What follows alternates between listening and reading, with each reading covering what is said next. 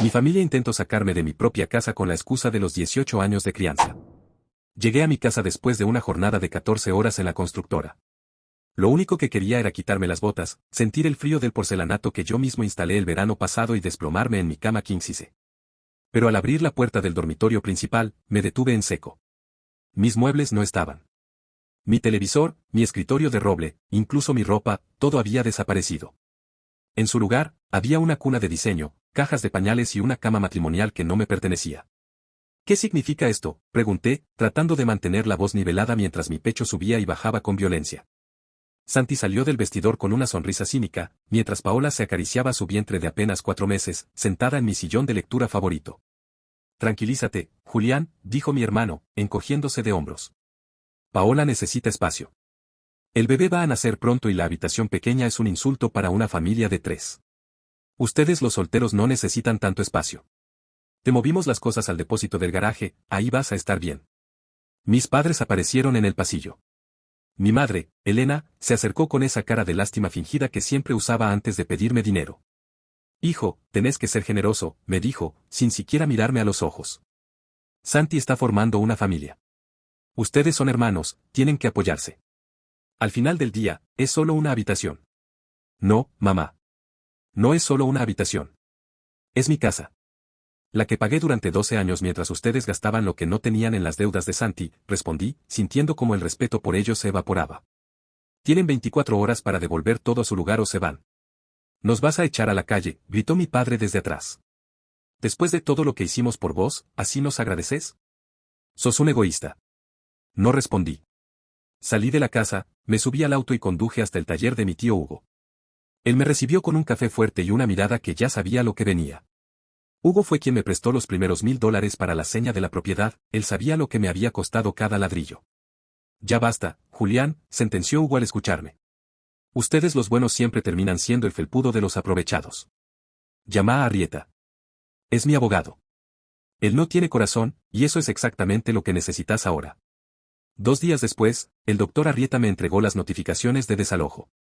Es un trámite de precario, me explicó. Como no hay contrato y la propiedad es 100% tuya, tienen 15 días para desocupar voluntariamente antes de que intervenga la fuerza pública. Regresé a casa con los papeles en la mano, listo para terminar con esta pesadilla. Pero al intentar insertar la llave, no giró. Golpeé la puerta con fuerza. Santi abrió la ventana del piso superior, mirándome desde arriba. Ni te gastes, Julián. Cambiamos la cerradura, gritó con una arrogancia que me revolvió el estómago. Abran la puerta ahora mismo. Tengo una orden legal, dije, mostrando los sobres de la fiscalía. Mi madre se asomó por la ventana, con los ojos rojos de una furia que nunca le había visto. ¿Órdenes legales contra tus propios padres? ¡Qué vergüenza de hijo!, bramó. Escúchame bien, esta casa ya no es tuya. Es nuestra por todos los años que te criamos, por cada plato de comida que te dimos cuando eras chico. Considéralo tu pago final. Al menos tené la decencia de darnos un techo después de habernos sacrificado tanto por vos. Lárgate y no vuelvas. Me quedé en la vereda, mirando la fachada de la casa que tanto amaba. Ustedes piensan que el sacrificio de criar a un hijo les da derecho a robarle su futuro. Piensan que pueden encerrarme afuera de mi propia vida. Pero lo que ustedes no saben es que el doctor Arrieta ya me advirtió sobre este escenario. Tomé el teléfono y marqué el número del abogado. Doctor, cambiaron la cerradura y se niegan a salir alegando derechos de crianza, dije, sintiendo una frialdad absoluta en el cuerpo. Excelente, respondió Arrieta al otro lado. Eso escala el caso a despojo violento. Mañana a primera hora solicito el desalojo preventivo de urgencia y el corte de suministros. Prepárese, Julián. Mañana sus padres y su hermano van a aprender que la gratitud no es un título de propiedad. Caminé hacia el auto. Mañana, ustedes verán lo que pasa cuando el hijo bueno decide que ya no tiene familia. A la mañana siguiente, el sol de las 7 de la mañana golpeaba el frente de mi casa, pero no había calidez en esa luz. Estaba sentado en mi auto, a unos metros de la entrada, observando cómo la persiana de mi antiguo dormitorio, ahora usurpado, se levantaba lentamente. Ustedes, que se sentían tan seguros tras esa cerradura cambiada, no tenían idea de que el doctor Arrieta no era un hombre de palabras, sino de acciones fulminantes. 2 camionetas blancas de la compañía de electricidad y una de la empresa de agua se estacionaron en fila frente a mi propiedad. Detrás de ellas, un patrullero de la policía bonaerense y el auto negro de Arrieta. Mi tío Hugo bajó del asiento del acompañante, ajustándose la campera con un gesto de desprecio hacia la casa. Es el momento, Julián. Ni un paso atrás, me dijo Hugo, dándome una palmada en el hombro que se sintió como una orden de combate. El doctor Arrieta, con su maletín de cuero y una carpeta llena de sellos judiciales, se acercó al oficial de policía mientras los técnicos de las cuadrillas se dirigían a los medidores externos. Corten todo, ordenó Arrieta. La cuenta está a nombre de mi cliente y él solicita la baja inmediata del servicio por falta de pago y ocupación ilegítima. En menos de 5 minutos, el zumbido del aire acondicionado que Santi solía dejar encendido todo el día se detuvo en seco. El silencio fue total, solo roto por el ruido de las herramientas metálicas sellando las llaves de paso del agua. La puerta principal se abrió de golpe. Santi salió corriendo en calzoncillos y una remera sucia, con el rostro rojo de furia. Detrás de él, mi padre, Ricardo, trataba de abotonarse la camisa mientras gritaba incoherencias. ¿Qué carajo están haciendo? Julián, detén esto ahora mismo. Paola está embarazada, no puede estar sin luz, gritó Santi, abalanzándose hacia el técnico de la electricidad. El oficial de policía se interpuso de inmediato, poniéndole una mano en el pecho. Cálmese, señor. El titular de la propiedad tiene derecho a dar de baja sus servicios. Ustedes están notificados de un desalojo precario. Si interfiere con el trabajo de los técnicos, terminará en la comisaría, sentenció el oficial con una frialdad que dejó a Santi mudo por un segundo. Mi madre, Elena, apareció en el umbral, envuelta en su bata de seda, una que yo le había regalado por su cumpleaños. Se llevó las manos a la cara y empezó a sollozar con un dramatismo ensayado. Julián, hijo mío. ¿Cómo podés hacernos esto? Tu sobrino está por nacer. Nos vas a dejar morir de calor y sed por un simple cuarto, gritó, buscando la mirada de los vecinos que ya empezaban a asomarse por las ventanas.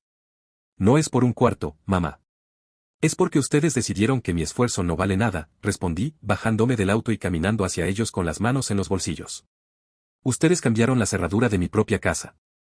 Ustedes me dijeron que el hecho de haberme criado les daba derecho a robarme 12 años de ahorros. Bueno, ahora disfruten de su pago final a oscuras.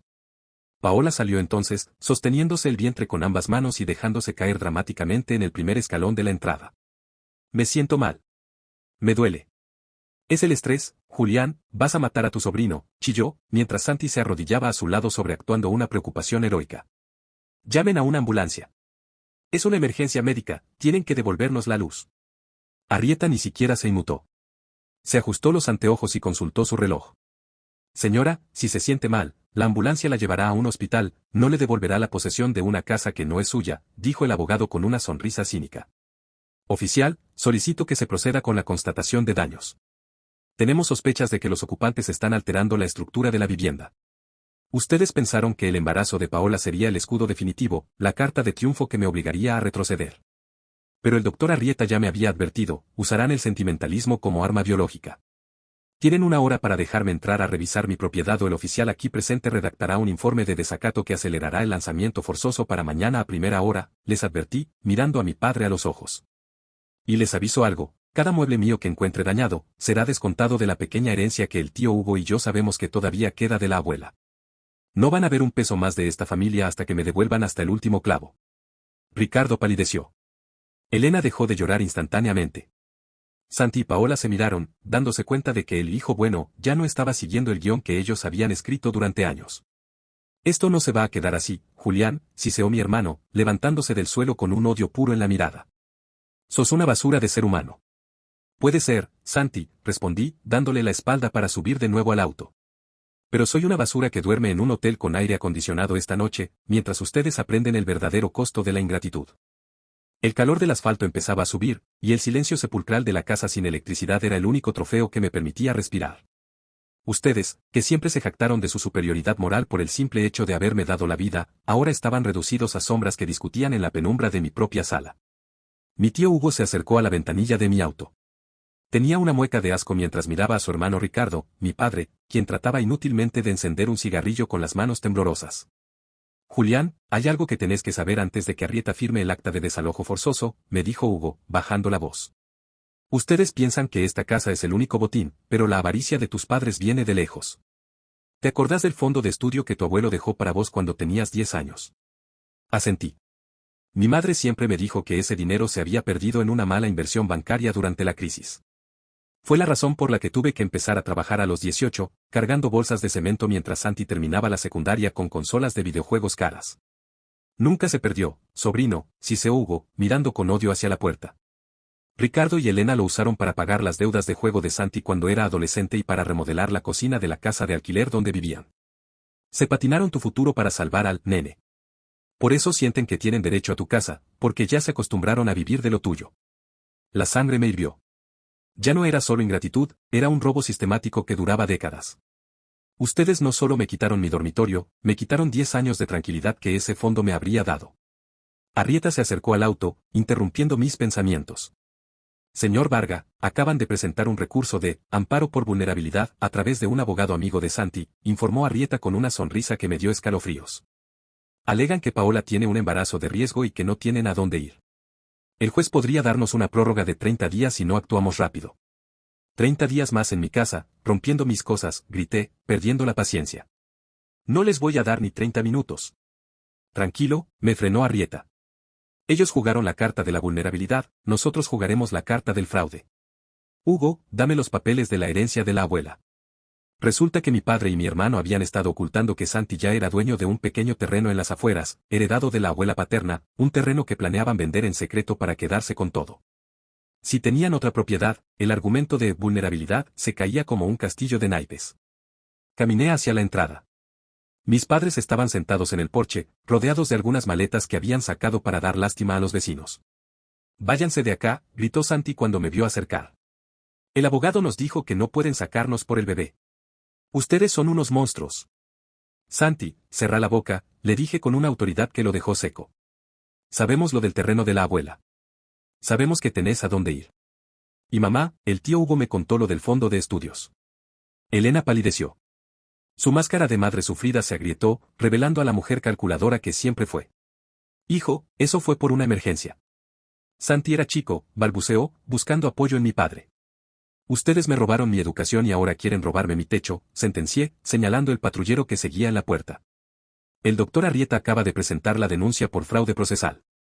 Si no salen de acá en los próximos 60 minutos, el oficial no solo los va a escoltar a la vereda, los va a escoltar a la comisaría por estafa.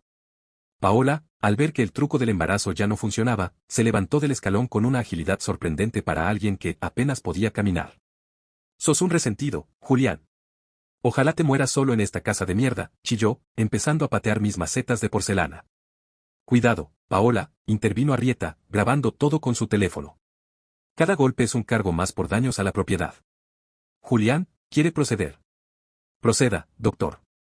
Saque a estas personas de mi vista, ordené, dándoles la espalda por última vez. El oficial de policía dio un paso adelante y sacó las esposas, no para usarlas todavía, sino como una advertencia final. El murmullo de los vecinos era ensordecedor. Ustedes, que se creían los dueños de la verdad por haberme criado, ahora caminaban hacia la vereda cargando bolsas de consorcio con su ropa, bajo la mirada de todo el barrio que ahora sabía quiénes eran realmente los villanos de esta historia. Santi me lanzó una última mirada de odio mientras cargaba a Paola en su auto destartalado. Mis padres se quedaron parados en la acera, viendo cómo el técnico de la luz volvía a conectar el medidor bajo mi orden, pero solo para mí. ¿A dónde vamos a ir ahora, Julián?, preguntó mi padre con una voz quebrada que ya no me generaba ni una pizca de compasión. Tienen el terreno de la abuela, papá. Construyan algo con sus propias manos, como hice yo 12 años, respondí, cerrando la puerta principal de mi casa y girando la llave nueva. El silencio volvió a mi hogar. Pero esta vez, era el silencio de la libertad. Entré a la casa y el silencio me recibió como un bofetón. No era el silencio de la paz, sino el de la profanación. Ustedes, que juraron cuidarla como propia, se aseguraron de dejar su marca de resentimiento en cada rincón. Caminé por el pasillo hacia el dormitorio principal. El olor a humedad y a comida rancia impregnaba las paredes que yo mismo había pintado de un blanco impoluto. Al abrir la puerta, el doctor Arrieta y mi tío Hugo soltaron un improperio al unísono. Las paredes tenían manchas de humedad provocadas a propósito, como si hubieran dejado los grifos abiertos, los cables de los apliques de luz estaban arrancados y el piso de madera, mi orgullo, tenía marcas de cigarrillos apagados en el centro. Esto es daño malicioso, Julián, sentenció Arrieta, tomando fotografías de cada rincón. Esto no es desgaste por uso, esto es odio puro. Ustedes los parásitos, cuando se ven obligados a soltar al huésped, intentan envenenarlo una última vez. Míralos, Julián, dijo mi tío Hugo, señalando el patio por la ventana. Ahí están, haciendo el espectáculo para el barrio. Me asomé. Mi madre, Elena, estaba sentada sobre una valija en la vereda, llorando a gritos para que los vecinos la oyeran.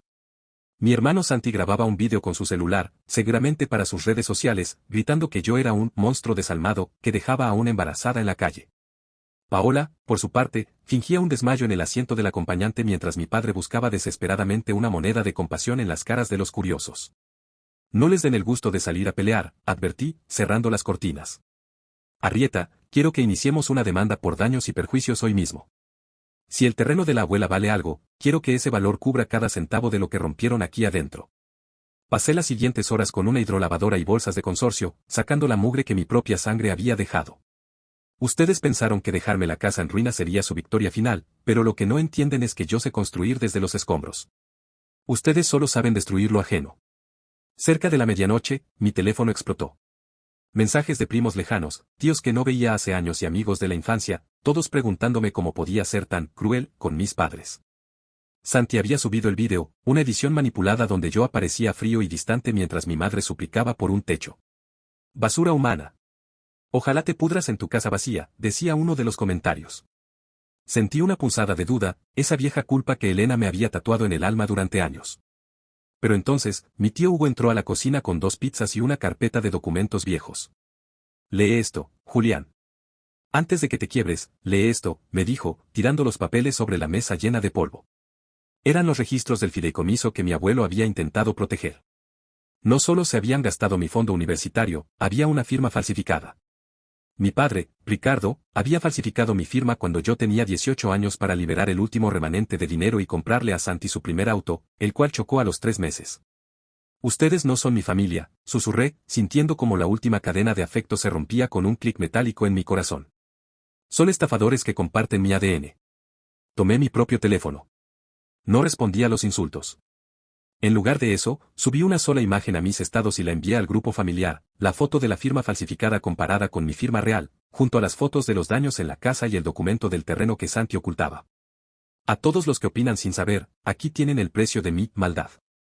12 años de ahorros robados, una firma falsificada para malgastar mi futuro y una casa destrozada por despecho. Si tanto les preocupa mi familia, mi terreno en las afueras está disponible para que todos ustedes vayan a ayudarlos a construir. Yo ya pagué mi deuda de crianza con creces. El silencio en el teléfono fue inmediato. Las notificaciones de insultos cesaron. La verdad es un desinfectante doloroso, pero efectivo. A las 2 de la mañana, alguien golpeó la puerta. Era mi padre.